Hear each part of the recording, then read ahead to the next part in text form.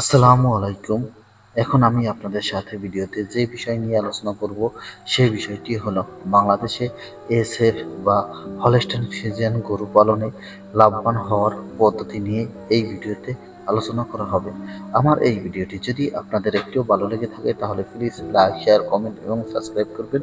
আপনাদের কোনো বিষয়ে যদি প্রশ্ন থাকে তাহলে আমাকে কমেন্ট করবেন, আমি পরবর্তী ভিডিওতে সেই বিষয়ে উত্তর দিয়ে দিব।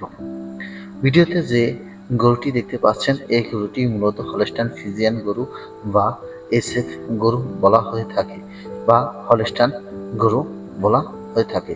হলস্টাইন গরু বা হলস্টাইন ফ্রিজিয়ান গরু সাধারণত দুধ উৎপাদনের জন্য আমাদের দেশে পালন করা হয়ে থাকে। তবে আমাদের দেশে হলস্টাইন গরু খুবই উপযুক্ত আবহাওয়া তৈরি করা যায় না, কিন্তু গরুটি হলো শীতপ্রধান দেশের গরু। তাই আমাদের এই গরুর জাত উন্নয়ন করতে গিয়ে বা জাত উন্নয়ন না করে আমরা জেনেটিকের যদি উন্নয়ন করতে পারি তাহলে আমরা এই ফ্রিজিয়ান গরু পালন করে লাভবান হতে পারবো।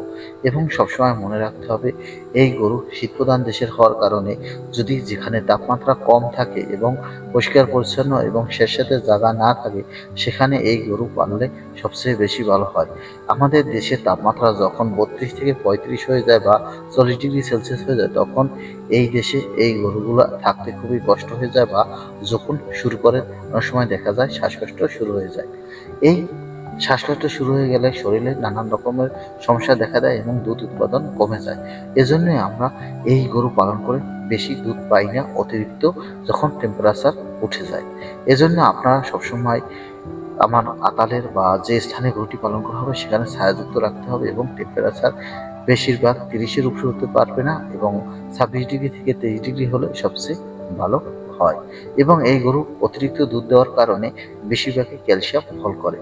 নিয়মিত ক্যালসিয়াম দিতে হবে, তাহলে এই গরু পালন করে বাণিজ্যিকভাবে লাভবান হওয়া যাবে। আমার এই ভিডিওটি ভালো লাগলে প্লিজ লাইক, শেয়ার, কমেন্ট এবং সাবস্ক্রাইব।